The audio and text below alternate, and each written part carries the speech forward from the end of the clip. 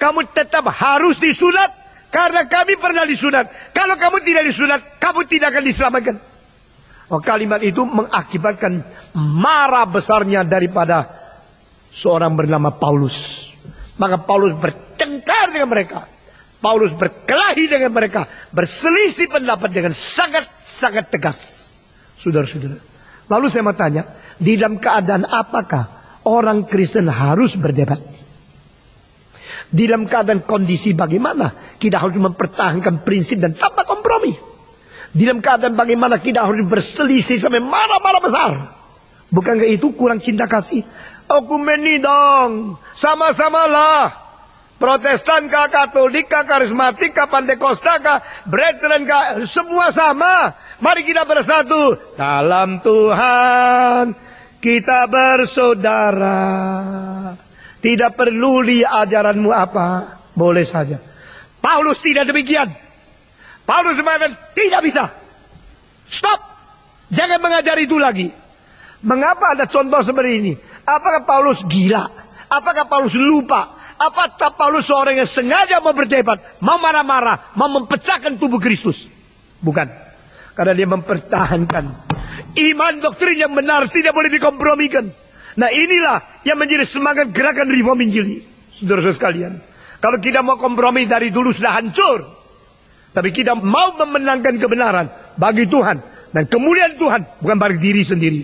Sehingga kita menjadi mercusuar, tidak pertahankan sesuatu. Nah, ini prinsip yang kita lihat dari Kisah Para Rasul pasal 15 ayat 1 dan 2. Ada orang datang mengajar, engkau kafir, engkau sudah diselamatkan, sekarang engkau tidak tentu keselamatan di dosa, kecuali engkau harus disunat lagi. Loh, kenapa ya? Kenapa mesti sunat lagi? Ya, Alkitab mengatakan harus sunat. Di mana itu? Di perjanjian lama. Kenapa perjanjian lama harus sunat? Tuhan yang berjanji, engkau harus sunat. Di dalam tubuhmu engkau disunat untuk menjadi saksi, menjadi tanda aku telah berjanji dengan engkau. Coba lihat Alkitab. Betul juga ya. Nah, orang itu gampang dibingungkan kalau ada orang. Coba lihat Alkitab. Engkau lihat bingung. Sudah sering bingung belum? Belum pernah. Puji Tuhan. Kalau belum bingung, besok bingung yang lebih besar. Saudara-saudara, awas. Maka mereka merasa betul, kenapa dulu Paulus mengabar Injil kepada kita, kok lupa kasih tahu sama kita harus sunat ya? Wah, kalau gini Paulus khotbahnya kurang beres loh. Ini yang beres. Sama sekarang, engkau sudah Kristen tak cukup, mesti geletak di tanah, piak. Engkau mesti ketawa saat tambah sadar. Engkau mesti pingsan, engkau mesti terjatuh. Itu baru ada Roh Kudus. Kalau tidak, engkau tidak ada Roh Kudus. Sama seperti apa yang diajarkan Alkitab. Engkau belum disunat? Oh, tidak bisa. Kurang. Engkau mau diselamatkan, mesti disunat. Besok masuk surga, yang tidak sunat dikeluarkan semua. Engkau tidak diselamatkan. Wah, gimana ya?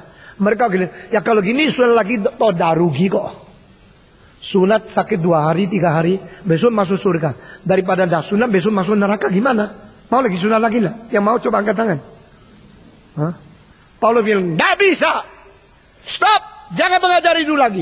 Kenapa tidak? Alkitab mengatakan, Alkitab itu. Kristus sudah sempurna menyelesaikan segala tuntutan. Kristus yang melepaskan kita dari tuntutan Taurat. Nah, di sini terbenturnya tafsir Alkitab. Apa artinya perjanjian baru? Apa artinya diselamatkan? Ini doktrin soteriologi. Sampai di mana kita berani mengatakan ini sudah cukup, ini tidak cukup. Nah, Paulus mempunyai pendapat yang akibatnya menghancurkan hubungan antara orang Kristen dengan orang Yahudi. Saudara-saudara, sampai sekarang orang Yahudi sulit diinjili. Karena apa? Karena Injil di dalam Yesus Kristus sendiri sudah self-sufficient atau tidak.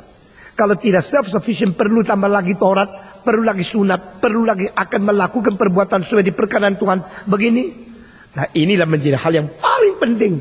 Sehingga Paulus tidak kompromi. Dia berdebat. Lalu mereka bilang, siapa lu Paulus? Lu kan baru kemarin. Anak kemarin berani mengajar. Mari kita pergi cari yang senior. Kamu baru lulus. Tahu apa lu? Ayo pergi cari rektormu. Pergi cari yang senior. Siapa senior? Paling senior ya Petrus. Oke. Semua bergondol-gondol pergi ke Yerusalem. Lalu di situ Rasul masih ada. Petrus ada kasus. Kasus apa? Kasus harus sunat atau tidak. Petrus bilang, gini aja, lebih baik jangan putuskan sembarangan. Kita semua kumpul, lalu kita mendengar semua ajaran dari rasul-rasul supaya tahu. Dan ini bukan keputusan pribadi. Itu namanya konsultasi teologi pertama di dalam sejarah. The first theological consultation in the history, pasal ke-15. Rasul semua kumpul, sudah semua kumpul. Lalu Paulus yang agak junior menjadi orang yang terdakwa. Lalu yang mendakwa dan orang-orang kafir semua kumpul di situ. Sesudah itu dengar pendapat-pendapat, mereka konsultasi selesai, Petrus berdiri. Petrus berdiri dan Petrus mengatakan, dengan sesungguhnya aku kasih tahu kepadamu. Nah ini senior, ini boleh dengar, kalau yang lain jangan dengar. Paulus terlalu muda, ini boleh, ini tua ini. Nah, mereka coba catat apa yang ditulis, dikatakan oleh. Dia mengatakan sebenarnya mengenai berbuat dan menjalankan Taurat, disunat dan sebagainya. Semua ini tidak ada orang dari moyang sampai kita satu pun tidak menjalankan. Tidak bisa, tidak perlu. Diselamatkan ya diselamatkan, jangan ditambah-tambah lagi. Tidak usah disunat. Wah, mereka yang datang ke Petrus minta menang. Akhirnya Petrus tidak membela mereka. Mereka luyuh. Sudah luyuh. Mulai hari itu orang Kristen diselamatkan oleh iman. Jangan tambah lagi perbuatan. Jangan tambah lagi jasa dirimu. Jangan tambah lagi sunat sebagai syarat. Jangan tambah lagi kondisi-kondisi yang lain. Itu namanya sola fide. Itu namanya hanya melalui iman. Nah, karena kita diselamatkan hanya melalui iman, maka sekarang timbul pertanyaan lagi. Kalau begini, kita boleh berbuat sembarangan tidak? Karena melalui iman kok. Karena melalui iman kita diselamatkan, maka perbuatan tidak ada jasanya. Perbuatan tidak ada tempatnya. Kita boleh sembarangan. Itu sebab harus ada surat Yakobus.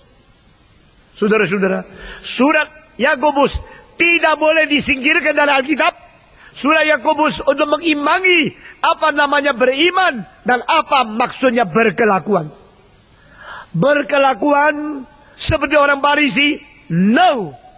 Berkelakuan untuk mencari jasa, no. Berkelakuan supaya diselamatkan, no. Absolutely no. Kalau demikian, kelakuan apakah peranannya? Kelakuan itu apakah pentingnya? Kelakuan di mana tempatnya? Nah, ini buku Yakobus. Sudah mengerti sekarang? Maka Yakobus ditujukan kepada 12 suku. Bukan ditujukan kepada orang kafir. Kepada 12 suku. Karena 12 suku ini adalah orang-orang yang disebut kaum pilihan secara jasmania. Mereka disebut anak Tuhan, orang Israel. Mereka disebut rumah Tuhan, di mana Musa setia di antara seluruh 12 suku. Ini orang-orang yang Tuhan betul-betul janji kepada nenek moyangnya, Abraham, Ishak, Yakub. Dan Yakub melahirkan 12 suku. Dan disinilah Allah percayakan Taurat kepada mereka. Maka sekarang Allah berbicara kepada mereka mengenai perbuatan. Sekarang engkau sudah terima Tuhan? Sudah. Sudah beriman? Sudah. Sudah diselamatkan? Sudah. Lalu engkau adalah orang yang diberikan Taurat? Iya. Lalu Taurat harus berbuat baik? Ya? Betul. Bagaimana berbuat baik? Nah, perbuatannya. Dengar. Ini surat Yakobus. Nah, ini pertama. Mengapakah surat Yakobus? Kedua, tulis surat Yakobus ini, tulisan ini ditujukan kepada 12 suku oleh siapa? Ya oleh Yakobus. Siapa Yakobus? Yakobus itu adalah satu di antara murid, 12 murid yang dipilih oleh Yesus Kristus. Begitu? Bukan. Saudara-saudara, dengar ya, dengar baik-baik kalimat di bawah ini. Yakobus dan Yehuda, dua buku di Perjanjian Baru bagian akhir ini, dua-duanya bukan ditulis oleh rasul. Tapi mereka tetap secara fungsi diutus oleh Tuhan sebagai rasul. Tapi mereka tidak termasuk ke-12 rasul yang dipilih oleh Tuhan Yesus pada waktu dia di dunia. Nah, ini dua siapa? Yakobus adalah adik Yesus sendiri. Dan Yehuda itu bukan Yudas Iskariot. Yudas Iskariot itu sudah gantung diri, sudah mati. Engkau bilang, mungkin sebelum gantung cepat-cepat tulis surat baru mati. Enggak. Dia enggak mungkin tulis surat itu. Jadi surat Yehuda itu juga adik sekandung dari Yesus Kristus. Jadi sama-sama adalah adik Yesus Kristus yang dilahirkan oleh Maria. Nah di hal ini perhatikan, orang Katolik tidak mau terima Yesus mempunyai adik sekandung.